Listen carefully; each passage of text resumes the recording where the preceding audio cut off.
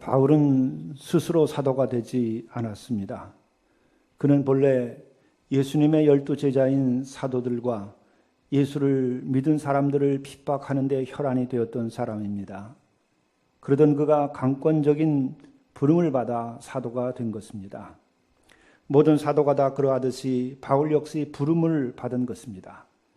그리고 바울은 그러한 부름을 곧 택정함 받은 것이라고 고백하며 감격해하고 영광스럽게 생각하고 있습니다.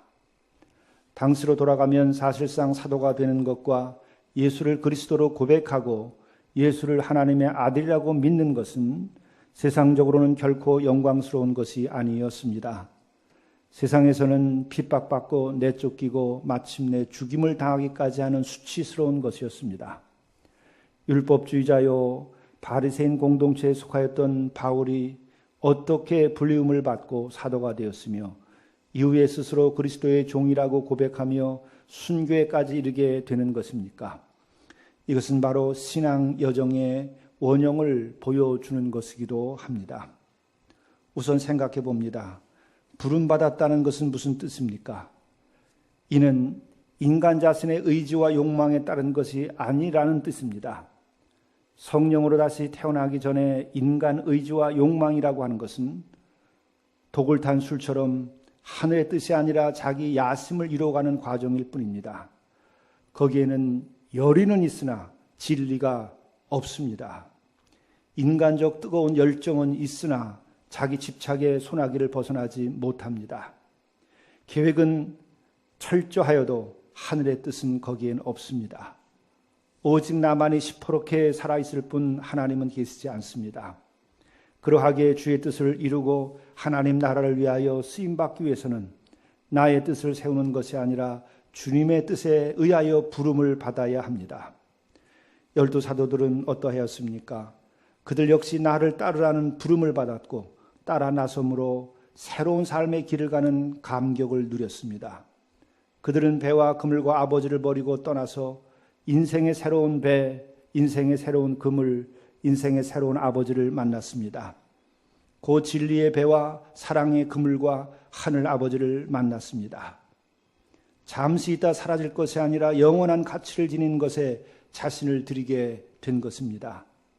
그러하게 기꺼이 순교에까지 이르며 죽음의 문지방을 넘어 영원한 나라에 다다랐습니다. 둘째로 종이 되었다고 고백하는 것은 무슨 의미입니까? 그것은 자유를 빼앗긴 노예이겠습니까? 아닙니다. 진정한 죄와 사망에서 자유에 이름으로 구원과 영원한 생명에 이른 새로운 존재로서의 전적인 삶을 표현하는 것입니다. 옛사람은 죽고 이제는 내가 사는 것이 아니요 주가 내 안에 내가 주 안에 살아가는 영적인 삶을 살면서 나를 위하여 목숨을 내어주신 주님을 사랑하고 그분을 위하여 자신을 바치며 산다는 뜻입니다. 율법 아래 선 죄인이요 심판 아래 선 죽을 목숨이 죄사함 받고 영생을 얻게 한 그 주님 사랑에 눈이 멀고 가슴이 터져서 그분의 종이 되어버린 삶을 산다는 것입니다. 이는 심판과 죽음의 철장에 갇힌 자가 그것에서 벗어나 영원한 세계에 자신을 내어 맡김으로 진리와 영생과 천국에 종속되었다는 영원한 자유에 대한 역설이기도 한 것입니다. 그것이 바로 종이 되었다는 말입니다. 주님 만나기 이전 바울은 율법에 사로잡혀 율법에 근거한 절대를 추구하던 율법 숭배자였습니다. 그는 율법에 근거를 둔 자기 의를 이루려고 목숨을 걸었습니다. 그러나 그는 율법 조항의 쇠사슬에 매인 부자유한 노예였습니다. 그는 하나님은 보지 못하고 율법만을 보았던 영적 맹인이었습니다. 그러하기에 그는 율법에 근거한 행위의 완전에 매달렸습니다. 그래서 바울은 율법을 지키려고 육적 욕망을 부정하고 초국하려는 끝없는 노력 속에서 살았습니다. 그러나 결과는 무엇입니까? 하나의 막다른 골목이 있을 뿐이었습니다. 두려운 하나님의 심판. 왜냐하면 인간은 율법적으로 완전할 수 없는 부족한 자요, 연약한 자요, 타락한 죄인이기 때문입니다. 하지만 바울은 인간적 한계를 넘어서고픈 거룩한 갈망에 불타오르던 영혼이었기에 시간이 갈수록 더욱 좌절의 벽, 심판의 벽, 죽음의 벽이 높아만 가는 것을 경험했습니다. 율법에 매여 있던 바울의 절규를 들어보십시오. 내 지체 속에서 한 다른 법이 내 마음의 법과 싸워 내 지체 속에 있는 죄의 법으로 나를 사로잡는 것을 보는도다. 오호라, 나는 곤고한 사람이로다. 이 사망의 몸에서 누가 나를 건져내랴. 하지만 때가 이름에 주님의 구원의 손길이 바울에게 다다랐습니다. 다메섹에서 영원한 사랑의 절대적 존재, 우리 주님과의 조우를 통하여 바울은 고꾸라지고 눈이 멀게 되었습니다. 이때 바울은 율법의 의로 굳어진 바위 같은 자아가 부서져 나가버렸습니다.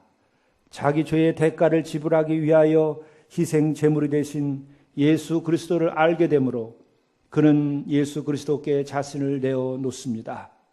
심판과 죽음의 마법에서 풀려나게 한 절대적 자유를 주신 자신을 위하여 십자가에 달리신 예수 그리스도 우리의 주님, 그분을 위하여 바울은 기꺼이 그분의 종이 되는 것입니다. 그리스도인이 되고 사도가 된다는 것은 결코 수치스러운 것이 아닙니다. 교인이 되어 주님을 따르고 주님의 종이 되고 주님의 몸된 교회를 살아있도록 주님 교회의 지체가 되어서 사랑하고 섬기고 봉사하고 전도하는 것은 결코 어리석고 미련한 짓이 아닙니다. 구원받고 주님의 사랑을 받고 영원한 생명을 주님 안에서 누리는 우리는 영광스럽고 자랑스러운 일일 뿐입니다. 바울 사도가 우리에게 주는 고백의 말씀을 들어보십시오. 십자가의 도가 멸망하는 자들에게는 미련한 것이요 구원을 받는 우리에게는 하나님의 능력이라.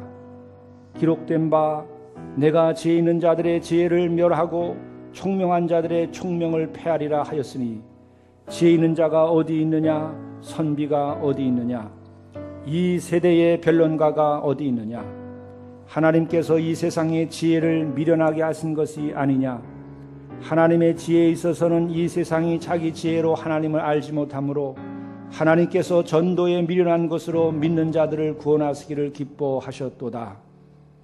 유대인은 표적을 구하고 헬라인은 지혜를 찾으나 우리는 십자가에 못 박힌 그리스도를 전하니 유대인에게는 꺼리끼는 것이요 이방인에게는 미련한 것으로되 오직 부르심을 받은 자들에게는 유대인이나 헬라인이나 그리스도는 하나님의 능력이요 하나님의 지혜니라. 하나님의 어리석음이 사람보다 지혜롭고 하나님의 약하심이 사람보다 강하니라. 아멘.